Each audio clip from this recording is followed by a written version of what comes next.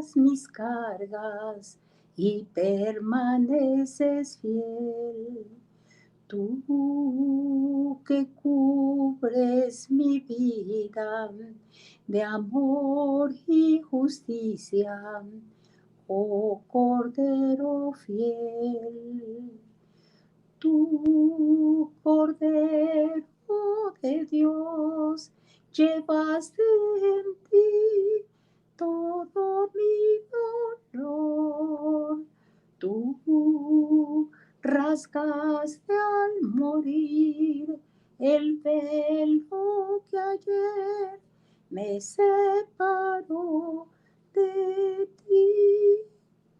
Y le doy gracias a Dios porque Él rasgó el velo para que nosotros pudiésemos entrar al lugar santísimo, lo que Moisés no podía hacer, lo que nadie en el Antiguo Testamento podía hacer más que Aarón, lo que ninguna persona que no haya recibido a Cristo Jesús en su corazón puede hacer, lo que podemos hacer cuando como hijos de Dios le hemos pedido perdón por nuestros pecados para no estar lejos de Él, como lo estuvo David mientras no confesó su pecado, aunque era el ungido de Dios y el Hijo de Dios, no podía entrar a la presencia del Señor.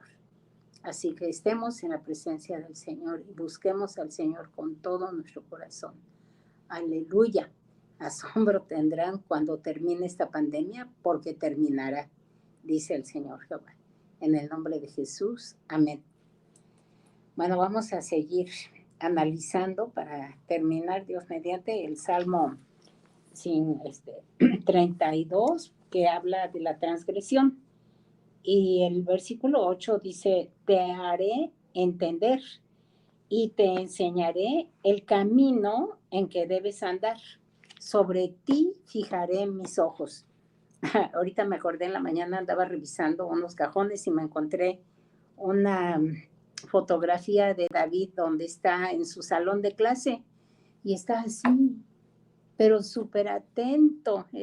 Estaba chiquito, yo creo que tenía como unos 9 años o algo así, pero estaba tan atento, y eso es lo que Dios quiere que nosotros hagamos, que estemos atentos a su palabra. Las reuniones de los judíos cuando tienen una clase de Biblia dicen que van a la yeshiva, que viene del verbo lashevet. Y estaba yo analizando la palabra sentarse, porque eso quiere decir lashevet, sentarse. Y cuando nosotros venimos a un salón de clase y estamos atentos y escuchamos lo que la palabra del Señor está hablando a nuestros corazones, es cuando el Espíritu Santo abre nuestros corazones y nos hace entender. Y aquí así dice, te haré entender y te enseñaré el camino en que debes andar. Cuando uno se sienta, es un símbolo de humildad, de querer entender la palabra de Dios, de poner atención y también de descanso. O sea, no andar de aquí para allá. O sea, Dios no quiere que andemos en una, por decir, en una yeshiva y en otra yeshiva. Cuando vamos, por ejemplo, a un restaurante, pues allí pedimos la sopa, el plato fuerte, el postre, el agua, lo que vayamos a comer. Pero no decimos, bueno, me voy a comer la sopa en Vips y luego me voy a ir a Tox a comer el plato fuerte y me voy a una heladería o a un cafecito a tomarme el café y el postre y luego voy y pago en Sambors. No, ¿verdad? O sea, no andamos de aquí para allá. O sea, no es que me coma aquí el plato fuerte y allá me vaya a comer el postre. No, así no es la palabra de Dios. Él quiere que nos sentemos, que lo escuchemos a Él y que con humildad aprendamos lo que Dios quiere. En segunda de Timoteo 3, 16 y 17 dice, toda escritura es útil para, el número 1, enseñar. Entonces, cuando nos enseña,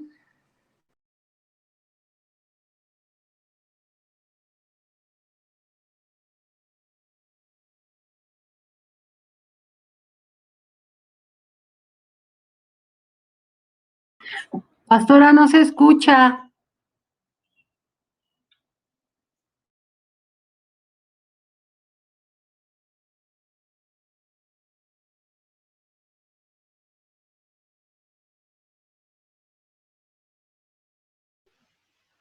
Ni tampoco se ve.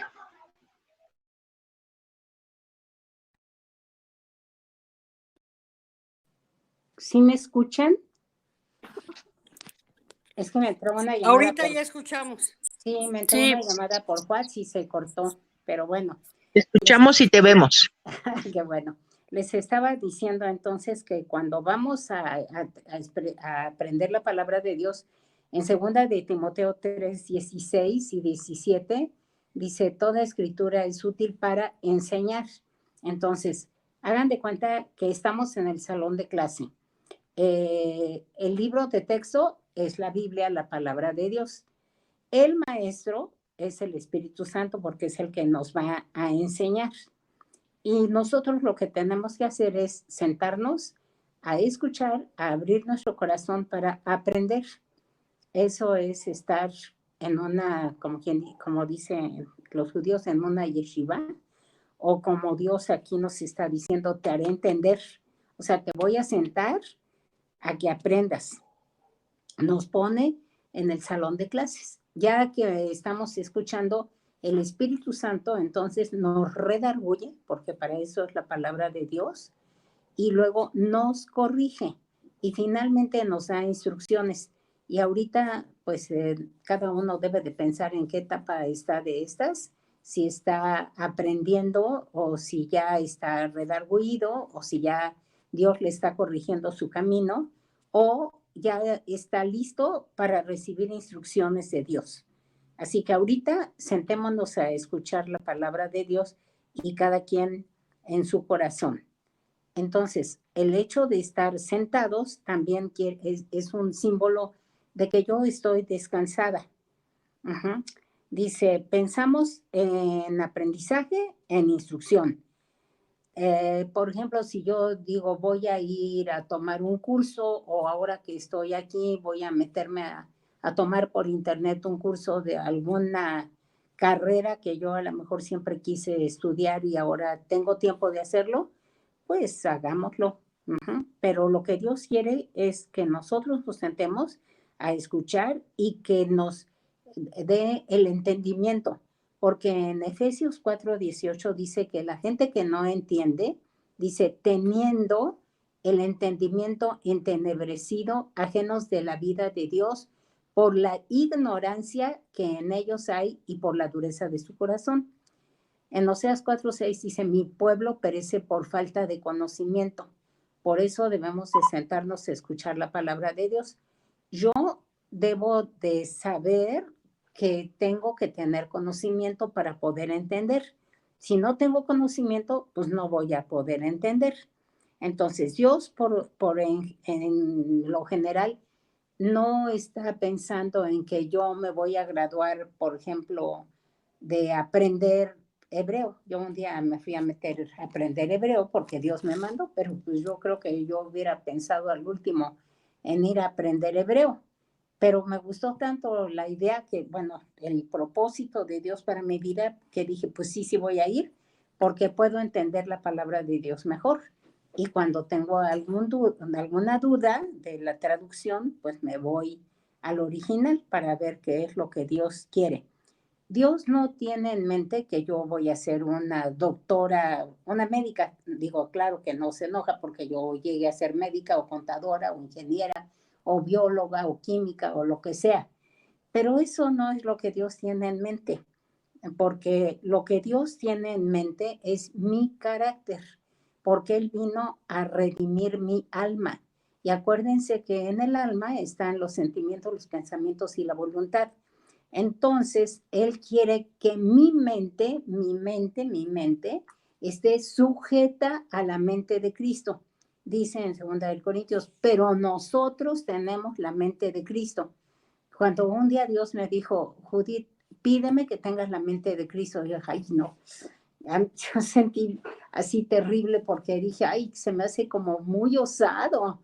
O sea, ¿cómo yo, una persona humana, con todos los defectos que tiene, ¿cómo yo te puedo pedir que yo quiera tener la mente de Cristo? Y me costó mucho trabajo aceptarlo, pero eso dice la palabra de Dios. Y eso es lo que Dios quiere cuando nos dice, te haré entender. Quiere que tengamos la mente de Cristo. Quiere que tengamos esa firmeza aquí en la mente para que, como dice Santiago 1:12, dice, bienaventurado el varón que soporta la tentación, porque la batalla principal está aquí en la mente, porque cuando haya resistido la prueba, le dará la corona de vida. Y dice, ninguno diga que es tentado por parte de Dios, porque Dios no tienta a nadie, ni puede ser tentado por el mal, sino que cada uno de su propia concupiscencia peca cuando es atraído y seducido por el pecado.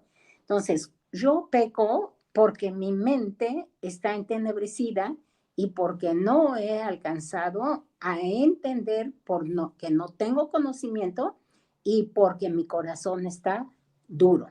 Ajá. Entonces, la Biblia está llena de principios. Si yo obedezco la palabra de Dios, eso me va a ayudar a no tomar malas decisiones que a veces pueden ser fatales, como en el caso de David. Si él hubiera estado obedeciendo la palabra de Dios y se hubiera ido a la guerra, pues no hubiera tenido la tentación de esta mujer que se le asomó allí al lado para bañarse. Digo, bueno, pues yo creo que cada una de nosotras cuando nos bañamos, pues nos metemos en el baño y nos encerramos. Pero esta, pues yo creo que se fue al patio a bañarse. No sé qué pasó, ¿verdad? Tomó una mala decisión ella y David tomó, pues también puras malas decisiones. Y si nosotros tomamos malas decisiones y no estamos en el lugar correcto, fíjense bien, en el lugar correcto y con la gente correcta, entonces podemos tomar decisiones que pueden ser fatales. A través de nuestro conocimiento de la palabra de Dios. ¿Cómo? No está centrada. Ah, ¿así? Bueno, cuando está centrada la imagen. Bueno. Sí, pastora. Ok, gracias. Ahorita ya quedó bien. Ya se ve bien, Judith. Bueno, ok, gracias. Ajá. Yo ya lo veo. Allá arriba. Un momento. Dile que no te vaya, no. Ya, perdón. Déjale, digo, no. Entonces les estaba diciendo que para tomar una buena decisión yo necesito conocer la palabra de Dios y no nada más los salmos o no nada más los proverbios o no nada más los evangelios o no nada más el Nuevo Testamento, porque también el Antiguo Testamento y todo es la palabra de Dios. Las epístolas nos ayudan mucho para guiarnos, para tener un alma bien para con Dios. Cuando Dios habla de un tema, o sea, por ejemplo, si Dios dice, no robarás, yo no necesito ir a otra fuente para aprender acerca de ese tema. Cuando Dios me dice, no te unas en yugo desigual, no necesito ir a otra fuente. Miren, hay personas que a veces vienen a pedir palabra de Dios en el Espíritu para que les guíe para hacer o tomar alguna decisión sobre algún asunto o tema. Pero si no les parece, entonces saben por ahí de alguien que también da palabra y van a buscar a esa otra persona a ver si Dios ya cambió y les da lo que ellas están pensando que deben tener. Cuando, por ejemplo, Dios me dice, no te unas en yugo desigual, y hay varias hermanas que, siendo cristianas, hicieron a un lado ese mandamiento del Señor y luego se casaron, pues con el hombre que les atrajo y que les hizo ojitos y que no era creyente de Jesucristo. Entonces, ese tema lo pasan por alto de no unirse en yugo desigual y luego ahí vienen las consecuencias, porque entonces cada quien va a jalar por su lado, o sea, uno va a jalar a su religión y el otro va a jalar a su otra religión y no va a haber la bendición que Dios quiere que nosotros tengamos. Entonces, aquí nosotros dice, cuando, por ejemplo, si yo voy a emprender un negocio, supongamos, pero no tengo dinero, entonces tengo, pero muy buenas ideas. Voy y le platico a una amiga, ¿qué crees? Fíjate que quiero poner este negocio y mira, le voy a hacer así y asado, pero ay, la verdad es que no tengo capital. Y entonces la otra, que no conoce a Cristo, me dice, ay, no te preocupes, mira, yo tengo dinero, si quieres nos ponemos a ser socios, yo quiero ser tu socia, podemos expandir el negocio, tengo muy buenas ideas, es una persona que tiene carisma, pero no es creyente, y le ofrece ser su socia. ¿Qué dice Cristo? No os unáis en yugo desigual, porque la verdad suena excelente, pero pues aquí también la socia debería de ser cristiana, porque Dios dice, no os unáis en yugo desigual con los incrédulos, porque qué compañerismo tiene la justicia con la injusticia y qué comunión la luz con las tinieblas. Ese debería ser el fin de la cuestión. Si, como dice mi esposo, yo me llegara a casar en yugo desigual, ya me casé. Yo lo primero que le pedí a Dios cuando le pedí un esposo fue que fuera cristiano, y Dios me lo concedió. Pero si yo me hubiera unido en yugo desigual con un no creyente, como dice mi esposo, hubiera tenido al príncipe de las tinieblas como mi suegro, porque pues ese era su papá. Así dice la Biblia, vosotros sois de vuestro padre el diablo y los deseos de vuestro padre el diablo queréis hacer, porque él es homicida y mentiroso desde el principio. Así dice en Juan 5:44, creo que sí es 5. Dice, si simplemente Dios ya habló, Él no va a cambiar su palabra para que tú puedas hacer lo que tú quieras. Solo tienes que obedecer. Porque miren, luego dice aquí, escribe el rey David guiado por el Espíritu Santo, te enseñaré el camino por donde debes andar. Y eso ya vimos que es solamente con la palabra de Dios. Y luego dice, sobre ti fijaré mis ojos, sobre ti fijaré mis ojos. Así dice el Señor. O sea, piensen ustedes que el Señor les está mirando, porque a veces pensamos que, bueno, aquí no me ven, acá tampoco me ven, pero Dios siempre te va a ver. Hagas lo que hagas, estés donde estés.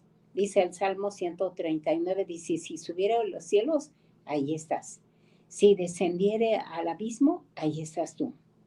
Aún no está la palabra en mi boca y aquí tú la sabes toda. Detrás y delante me rodeaste.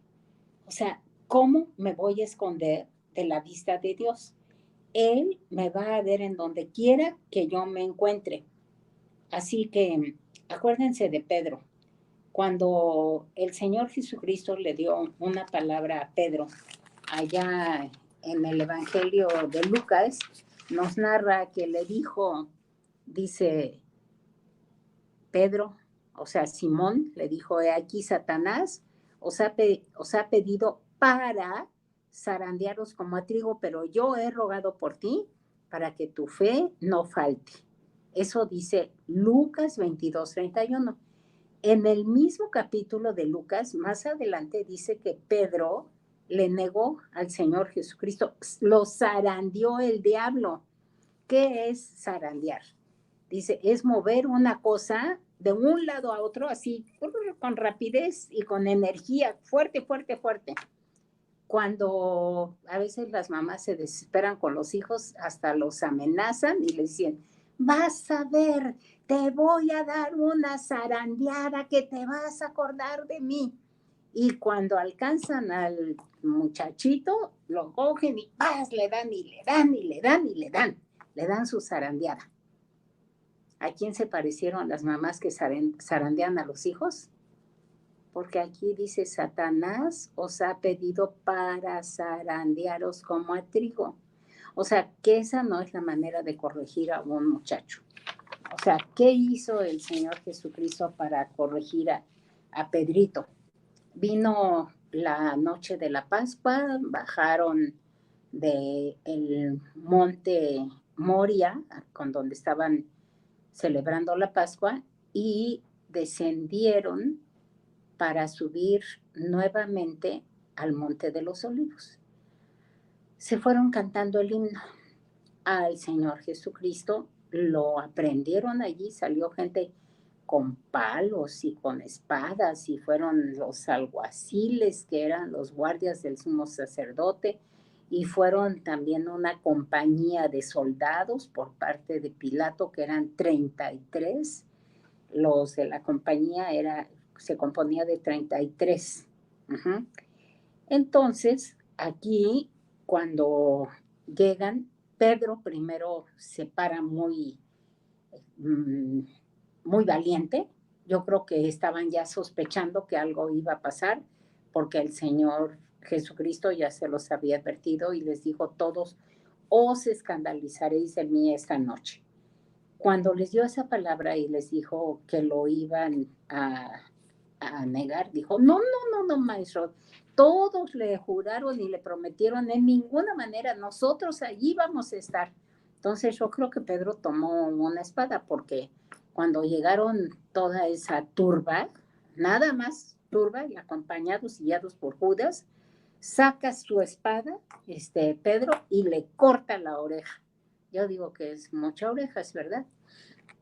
Le cortó la oreja al siervo del sumo sacerdote, que en otro evangelio dice que se llamaba Malco. Cuando le corta la oreja, pues el Señor Jesucristo lo reprende y le vuelve a colocar la oreja en su lugar a Malco. Después ya se llevan al Señor Jesucristo allí al patio del sumo sacerdote, y entonces le dice una criada: tú eres de ellos, también eres de ellos. Y dice que se encontraba en problemas, porque sí quería saber de Jesús, pero estaba como metido en el otro bando, porque dice que estaba entre ellos y estaba, como quien dice, calentándose, pero al mismo tiempo estaba metiendo las manos en el fuego, y se estaba metiendo en una situación cada vez más difícil cuando empezó a negar al Señor, y cuando por primera vez le dice la criada: pues tú también eres de ellos. Le dijo: no, yo no soy de ellos. Y luego viene por segunda vez y le vuelve a decir: no, sí, verdaderamente tú eres de ellos. Uh-huh. Y entonces dice aquí que una criada, al verle sentado al fuego, se fijó en él y dijo: también estaba con él. Pero él lo negó diciendo: mujer, no lo conozco. Un poco después, viéndole otro, dijo: tú también eres de ellos. Y Pedro dijo: hombre, no lo soy. Como una hora después, otro afirmaba diciendo: verdaderamente también estaba con él, porque es Galileo. ¿Dónde estaba Pedro? En el patio del sumo sacerdote. ¿Con quiénes estaba? Con los enemigos de Jesús. ¿Estaba en el lugar correcto? No. ¿Estaba con las personas correctas? No. Si yo, por ejemplo, me voy a una fiesta de fin de año, dizque a celebrar la Navidad, porque del único que no se acuerdan para festejar es del festejado, porque se supone que se celebra el nacimiento de Cristo. Entonces, como ellos no están celebrando el nacimiento de Cristo, pues hablan de muchas otras cosas. Ajá. Yo me acuerdo que cuando yo me llegaba a reunir con unas compañeras en alguna cena y empezaban a hablar de cosas, pues si a mí no me parecía, yo nada más me quedaba callada. Cuando me preguntaban: a ver, Judith, ¿y tú qué crees? ¿Y cómo se obtiene la salvación? Pues entonces yo allí aprovechaba para no negar mi fe en Cristo y hablarles de lo que es la salvación en Cristo. Pero Pedro no, él estaba con las personas incorrectas, estaba en el lugar incorrecto. Y entonces, después de que lo negó, dice: Pedro dijo: hombre, no sé lo que dices. Y enseguida, mientras él todavía hablado, ya por tercera vez, el gallo cantó.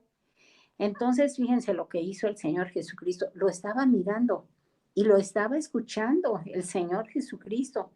Vuelto el Señor, miró a Pedro. O sea, para mirar a una persona tienes que estar allí en el mismo lugar. A distancia no lo puedes mirar. Si, por ejemplo, una persona está aquí en México y otra persona está en Brasil, pues no lo puede mirar a los ojos. Ahora, bueno, a lo mejor ya por Facebook o por una videollamada, pues ya nos podemos mirar mutuamente. Dice, Pedro se acordó de la palabra que el Señor le había dicho. Antes que el gallo cante, me negarás 3 veces. Y Pedro, saliendo fuera, lloró amargamente. Uh-huh. Qué triste fue para Pedro esa situación tan difícil. Si el Señor nos va a guiar con sus ojos, pues tenemos que estar cerca de Él. Por ejemplo, una chica no le puede dar a otra una mirada de advertencia, o una mirada cálida, o una mirada bienvenida, si no la tiene a la vista. O sea, por ejemplo, las edecanes son muy importantes dentro del cuerpo de Cristo, porque cuando se recibe a una persona, pues la tiene que mirar cara a cara. Y me acuerdo que una persona me decía, ay, ¿sabes qué? Yo cuando llegué a esta iglesia me quise quedar aquí, porque la edecán que me recibió con una sonrisa, o sea, como quien dice, le dio mucho gusto que yo llegara y me recibió muy cálida y por eso decidí quedarme en esta iglesia. O sea, nosotros tenemos que ser amables y mirar a la gente con buenos ojos, no con, ay, a ver a qué viene esta, ¿no? Y no, nosotros necesitamos ser amables, ser amistosos y dejar que el Señor Jesucristo también nos mire, porque dice, sobre ti pondré mis ojos. Ajá. Él pone sus ojos sobre nosotros para guiarnos. Y luego dice, no seáis como el mulo o como el caballo sin entendimiento, que si no son sujetados con cabestro y con freno, no se acercan a ti. Nosotros sabemos que a los caballos, yo no sé si ustedes han montado a caballo, pero yo de vez en cuando allí iba a montar a caballo.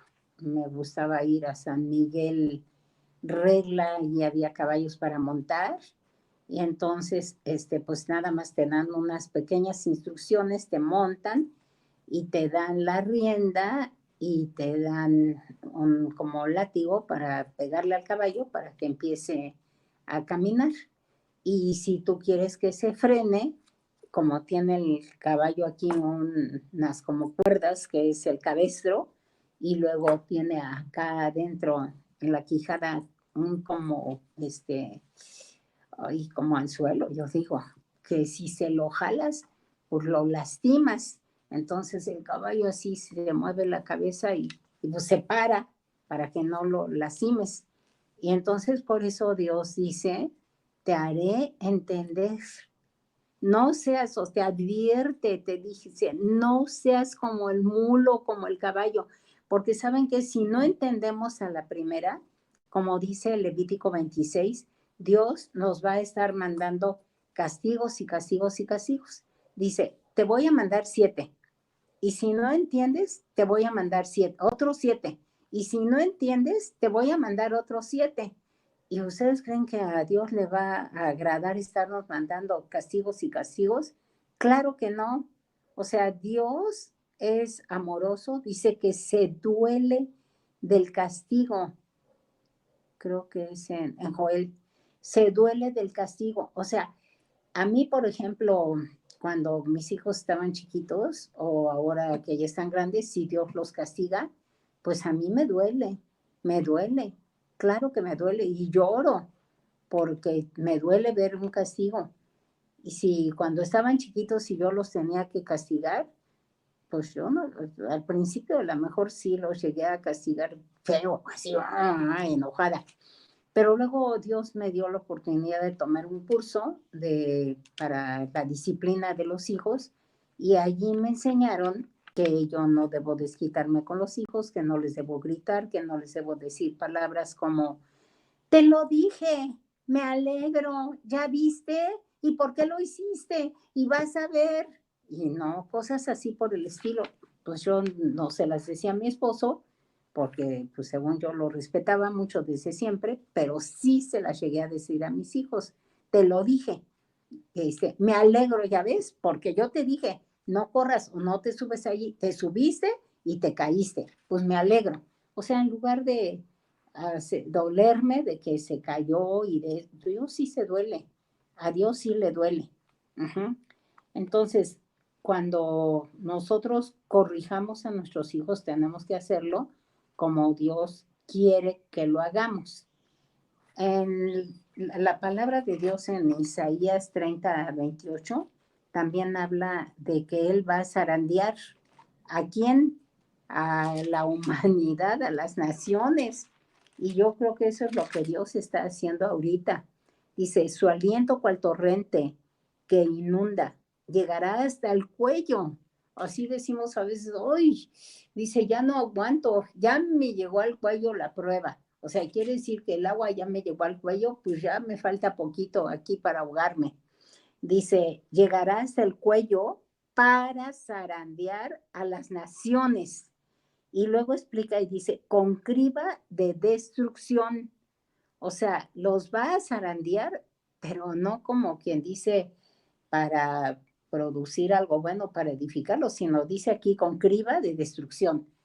Una criba es una coladera. Uh-huh. O sea, cuando el trigo se acaba de cosechar, se lleva a la era. Ahora pues ya no hay, ahora hay máquinas que lo hacen todo y sacan con una sola máquina, va y ciega y mete la máquina y sale el trigo limpio. Pero antiguamente, o no sé en qué otros lugares a la fecha, se cortaba el trigo y se zarandeaba para sacar el grano y luego se ponía en una especie de coladera el grano que ya había salido de la vara y se movía para que cayera lo que no era el grano y luego se aventaba también para que el viento soplara y se llevara el tamo. El tamo es la cascarita como la de la cebolla o la de los ajos y de esa manera entonces se ponía en la criba. Y por eso entonces Dios a nosotros nos dice aquí en Isaías 28 que va a llegar hasta el cuello, dice su aliento, o sea, la neshama, lo que da vida, pero que también puede llegar a destruir. Dice, cual torrente que inunda, llegará hasta el cuello para zarandear a las naciones con criba de destrucción, y el freno estará en las quijadas de los pueblos, haciéndoles cerrar. O sea, ahorita no podemos decir que hay un pueblo que esté haciendo todo lo correcto delante de Dios y que todos los ciudadanos aplaudan a su líder, porque pues a veces ellos mismos no saben cómo actuar. Aquí dice, el freno estará en las quijadas de los pueblos, haciéndoles errar. ¿Qué es lo que está haciendo Dios ahorita? Dios está indignado. Ya lo vimos también en Isaías 20, que Dios está indignado con los pueblos, con las naciones, con el mundo, porque se han apartado de Dios. O sea, nosotros como cristianos tenemos que humillarnos delante de Dios, así dice 2 de Crónicas 7:14. Si mi pueblo se humillare y buscare mi rostro, yo sanaré su tierra. Si nosotros como cristianos nos humillamos delante de Dios, Dios va a sanar esta tierra antes de lo que el hombre pueda prever. Ahorita pues se critica a los gobernantes y dicen, pues que salgan todos. Y otros dicen, ay, pero ¿cómo que salgan todos si estamos en plena contaminación? O cuando alguien dice, algún presidente dice, bueno, el 30 de junio se acaba el encierro, porque para ellos sí es encierro, para nosotros es estar guardados en la presencia de Dios. Si ellos dicen, se acaba el encierro el 30 de abril o el 30 de junio, ay, ¿cómo nos van a hacer volver a clases? No, no, no, no. Y lo otro puede decir, ¿cómo nos van a tener encerrados hasta junio? Y los negocios, todo se va a venir abajo. ¿Y qué vamos a hacer después con la economía? Y les platico algo. Dice que una vez de un pueblo salió en un burro un señor ya mayor con su nieto, que era un muchachito como de 17 años. Entonces salieron caminando y pusieron la carga sobre el burro. Llegaron al siguiente pueblo y dijeron, ay, estos, pues si el burro es de carga, ¿cómo que van caminando? Pues que se sube el viejo. Y ya, entonces ya lo oyó el viejo, ya se subió con la carga. Llegan al próximo pueblo, ay, qué viejo tan aprovechado. Mira, pobre muchacho, ahí lo trae caminando detrás de él, ya se ve que ya no puede, viene sudando. Bueno, pues se subieron los dos al burro. Llegan al otro pueblo y entonces dicen, mira estos, qué encajosos, la carga y los dos montados en el burro, ¿qué no pueden caminar? Bueno, a la gente nunca la vamos a tener contenta porque siempre van a estar criticando. O sea, ¿qué tenemos que hacer nosotros entonces? Porque aquí dice que Dios los va a hacer errar, su aliento, dice, cual corriente inunda, llegará hasta el cuello. Y a lo mejor ahorita ya nos está llegando al cuello. Yo creo que allá en Ecuador, pues les llegó al cuello. En China, cuando todavía no detenían eso, pues también les llegó al cuello. En Italia, en España. Bueno, qué tremendo, porque hasta me acabo de enterar que hubo un grupo de hombres de negocios de mucho dinero, se fueron a una parte de Estados Unidos a un evento así porque querían allí estar, pues todos los señores mayores se regresaron contaminados de ese virus. Bueno, nosotros tenemos que ser prudentes y hacer lo que Dios nos manda. Y en ese tiempo, porque ya sabemos que allí está Dios obrando, y que el freno está en las quijadas de los pueblos, haciéndoles cerrar. Tenemos que orar por los presidentes, tenemos que orar por la gente que no ha querido entender. Y nosotros acá en nuestro guardar, en nuestro retiro personal que estamos teniendo porque aprovechamos el tiempo al máximo. Les decía un hermano que trabaja allá en los basureros, ¿cómo nos ha llegado trabajo? No creo que dejemos de trabajar nosotros porque tenemos gran cantidad de trabajo. Entonces, nosotros, como ya nos sabemos perdonados, tenemos que estar súper alegres porque Él ha perdonado nuestros pecados. Porque no hay pena más grande que vivir albergando el pecado. El pecado produce culpa, produce miedo y produce angustia. Dice en Primera de Juan 4, dice que nosotros debemos de andar como Cristo anduvo en este mundo. Yo cuando leí eso me tomó, dije, tengo que meditar esto porque yo cuando era chiquita decía, ay, cuando llegue al cielo ya no voy a pecar. Y voy a ser así como Dios y quién sabe, ay, qué padre, me la voy a pasar en el cielo. Y yo así pensaba, pero aquí dice que como Cristo es, así nosotros seamos en este mundo.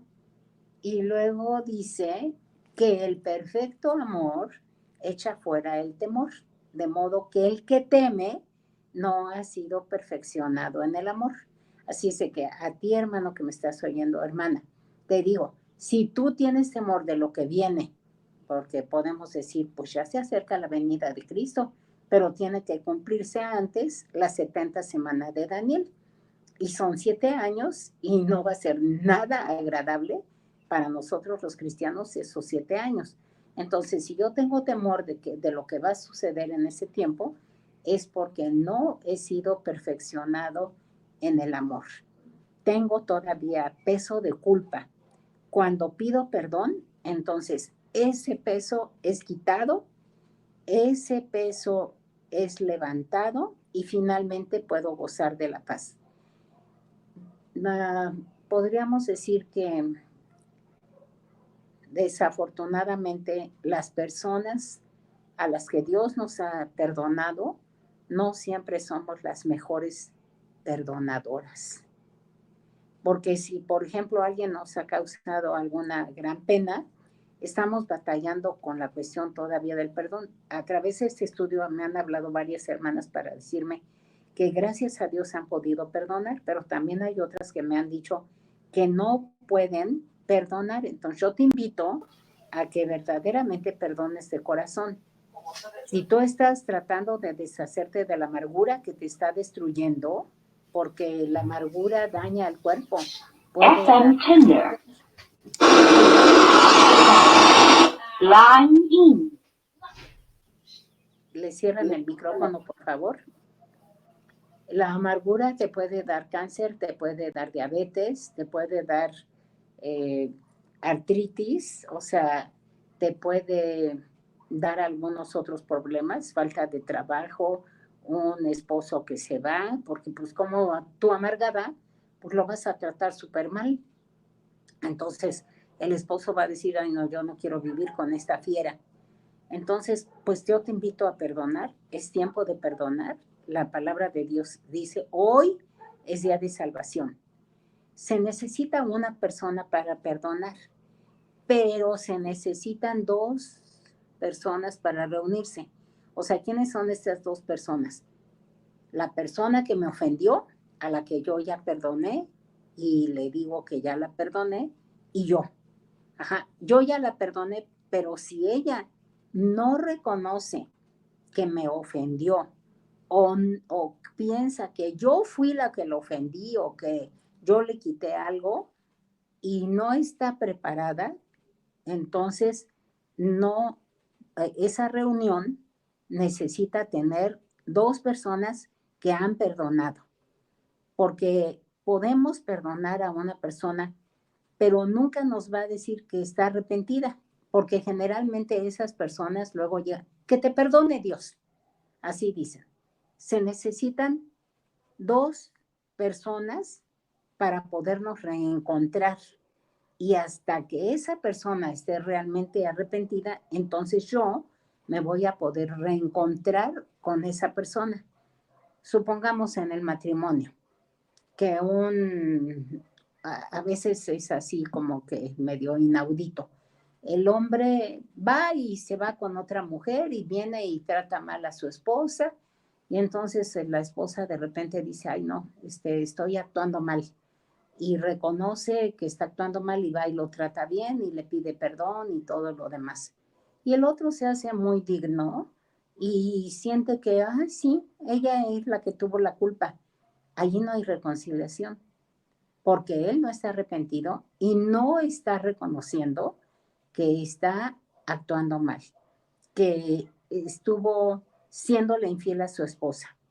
Nosotros podemos perdonar aun si no estamos seguros o no confiamos que la persona que nos ha herido una vez nos lo va a volver a hacer, nos va a volver a herir de nuevo.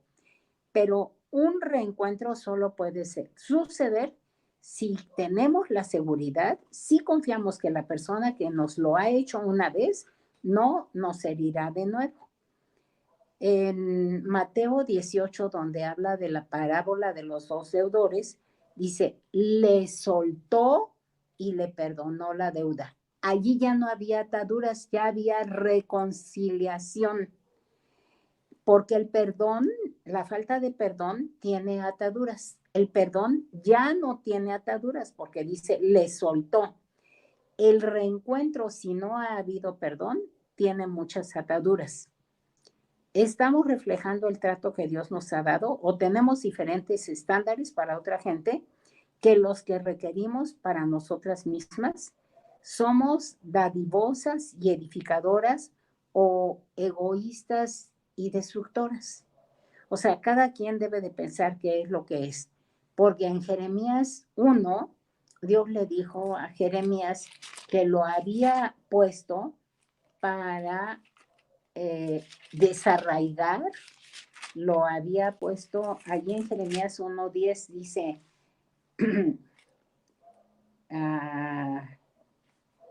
mira, que te he puesto en ese día sobre naciones y sobre reinos para arrancar y para destruir, para arruinar y para derribar. Si yo aquí en mi casa, que es de 3 pisos, quiero construir un edificio de 20 pisos, no voy a poder construir un edificio de 20 pisos. ¿Por qué? Porque los cimientos que hay no van a alcanzar a sostener ese edificio. Entonces, ¿qué tengo que hacer primero? Destruir y derribar para después poder edificar. Primero tengo que arrancar y desarraigar y destruir para después poder plantar. Si yo tengo un árbol de naranjas agrias y quiero naranjas dulces, ¿qué tengo que hacer? Desarraigar, o sea, de sacarlo así de raíz, ese árbol. Y entonces tomar una buena semilla, asegurarme que es una buena semilla, porque les aseguro que la semilla de las naranjas agrias y la semilla de las naranjas dulces, pues es cuando menos muy parecida. A lo mejor un experto las puede diferenciar, pero pues yo no podría diferenciarlas. Entonces tenemos que asegurarnos que la semilla que vamos a sembrar sea una semilla buena, una semilla que no sea desagradable. Cuando nosotras somos dadivosas y edificadoras, entonces estamos reconociendo el sacrificio personal de Jesucristo en la cruz, que ese sacrificio fue de un aroma agradable para Dios. Y si yo perdono, entonces yo también voy a ser una persona que dé un olor agradable a Dios. Si tengo amargura, va a ser totalmente desagradable. Voy a apestar. O sea, Dios me va a decir, oye, apestas. Me acuerdo que en alguna ocasión cuando yo estaba dando estudios allá, estaba en Uruguayos y llegó en la esquina, yo ya me iba en el carro, iba con una hermana y llegó una mujer toda sucia, despeinada, toda, hasta con costras en la cara, así muy fea. Estaba ebria también. Y me dijo, con usted quiero hablar. Yo dije, órale, conmigo. Bueno, me bajé del carro y ya me dijo, es que quiero recibir a Cristo. Y como la llevaba una hermana que, por cierto, ya pasó a la presencia del Señor, le dije, bueno, las dos ya pasaron a la presencia del Señor. Le dije, ¿sabes qué? Pues te invito a que pases allí y hablo contigo. Entonces me decía, ponme las manos, ponme las manos. Y yo decía, ay, no, pero es que huele a bote de basura de hace 3 meses. No, porque tenía 3 meses de no bañarse. Entonces, imagínense con el mismo vestido en la calle, sentada con los teporochos. Sí olía. Pero me decía, ponme las manos. Yo dije, no, primero la llevo a recibir a Cristo y después ya veré si le pongo las manos. Entonces, como yo vi que sí necesitaba ella mucho amor, ya que recibió a Cristo, ya me acerqué a ella y la abracé. Y pensé entre mí, dije, yo creo que yo también a Cristo le apestaba antes de pedirle perdón por mis pecados, porque fíjense que aunque yo nací en un hogar cristiano, cuando yo oraba le decía, Señor, perdona mis faltas, pero nunca aprendí a decirle, perdóname porque me enojé, perdóname porque dije esta mentira, perdóname porque tuve miedo. Nunca le dije nada así semejante. Entonces, el día que de veras ya le pedí perdón a Dios, ¿y ahora cómo le voy a decir? ¿Cómo le digo? Perdóname, no quería ni abrir la boca. Y hasta que se desató esa atadura que yo tenía y le pude decir, Padre, perdóname. Y yo creo que nosotros no debemos decir discúlpame, sino perdóname, para que podamos ser de un olor agradable a Dios. En Efesios 4:32 dice, antes sed benignos unos con otros, misericordiosos, perdonándonos unos a otros. Allí en Mateo 18, cuando dice el Señor, movido a misericordia, le perdonó y le soltó y le perdonó la deuda. Si yo estoy con misericordia, si yo ya fui perdonada por Dios, entonces Dios me va a poner también a mí de los atributos que Él tiene. Los atributos que Él tiene pues son amor, sabio, o sea, Dios es sabio, Dios es amor, Dios es todopoderoso, pero uno muy importante es que es misericordioso. Entonces, si yo ya recibí a Cristo en el corazón, pues tengo que tener también de esos atributos que Dios tiene y llegar a ser misericordiosa.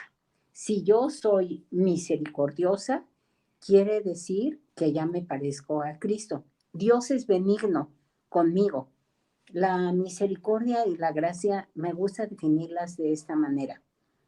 Si yo me acerco a Dios y tiene misericordia de mí, es porque no me va a dar lo que yo merezco.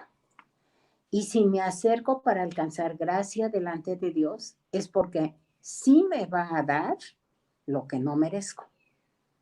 Se lo repito. La misericordia de Dios es que no me va a dar lo que merezco. Y la gracia de Dios es que me va a dar lo que no merezco.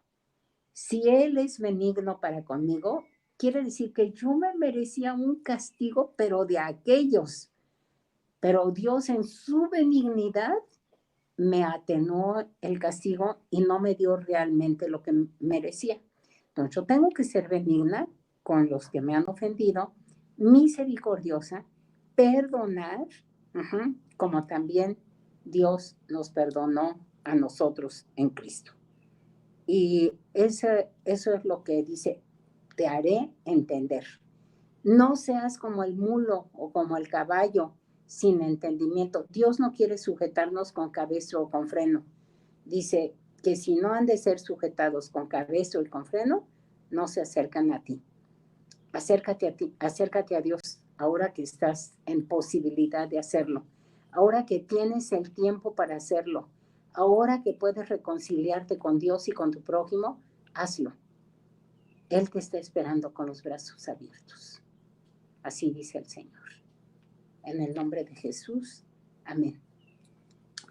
Padre, te doy muchas gracias porque tú nos invitas a ser benignos y misericordiosos para perdonarnos unos a otros. En el nombre de Jesucristo de Nazaret. Correr y huir no es lo correcto, dice el Señor Jehová. Acuérdate, tienes que mirar a la persona cara a cara, dice el Señor Jehová. Por sobre ti he fijado mis ojos para que no vuelvas atrás. Sobre ti he fijado mis ojos para ver tu caminar en Cristo. Así que te miro, te miro, te miro, te miro, dice el Señor Jehová. En el nombre de Jesús. Amén. Miren, ahorita que decía eso, el Señor me acordé de que en ocasiones, pues me ha permitido el Señor orar por algunos matrimonios cuando el hombre ofende y la mujer está allá, como quien dice, en un rinconcito llorando, llorando. Y el hombre hasta se hace así a un lado y se le queda viendo como diciendo, ¿y esta por qué llora? Ajá. Y yo nada más le hago así como que, ay, acércate a ella, mírala, la heriste, sé benigno y misericordioso con ella, dile que la amas, que estás allí con ella. Pero no, se ponen duros. Eso no es ser benigno. Y luego les digo, a ver, se van a pedir perdón, pero se van a mirar cara a cara. Míralo a los ojos. Y eso es lo que nosotros tenemos que hacer. Mirar a los ojos a la persona que hemos ofendido, mirar a Jesús a los ojos, porque a Él sí que lo ofendimos. Mirarlo con una mirada de súplica para que Él nos mire con misericordia. Que Dios las bendiga. Hasta luego. ¿Tienen alguna pregunta? Amén, Jesús. ¿Mande? Bueno. Amén, Judith. Amén. Ya va a empezar la clase de mi esposo, así sé que pues las dejo que vayan con él. Gracias, hermana Judith. Gracias, Judith. Que Dios les bendiga. Gracias, hermano. Dios le bendiga, hermana Judith. Gracias, hermana. Dios te bendiga. Gracias. Gracias. Gracias, buenas noches. Gracias, Gracias, pastora. Ahí Y nos buenas vemos. noches a todos. Sigue el Dios tema les de la bendiga. fuerza.